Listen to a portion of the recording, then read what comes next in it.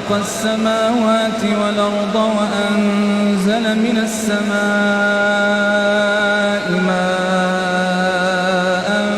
فأخرج به من الثمرات رزقا لكم وسخر لكم الفلك لتجري في البحر بأمره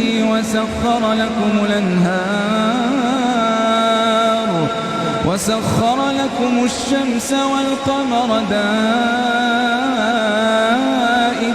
وسخر لكم الليل والنهار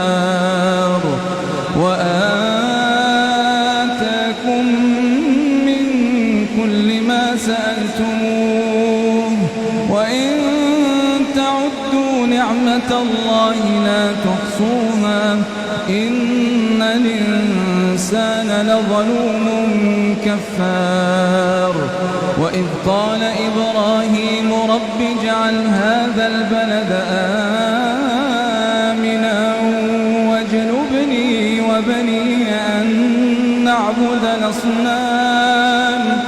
رب إنهن أضللن كثيرا من الناس فمن تبعني فإنه مني ومن عصاني فإنك غفور رحيم ربنا إني أسكنت من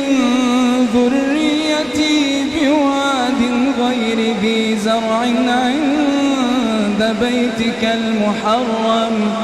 ربنا ليقيموا الصلاة فاجعل أفئدة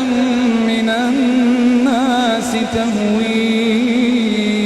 إليهم وارزقهم من الثمرات لعلهم يشكرون ربنا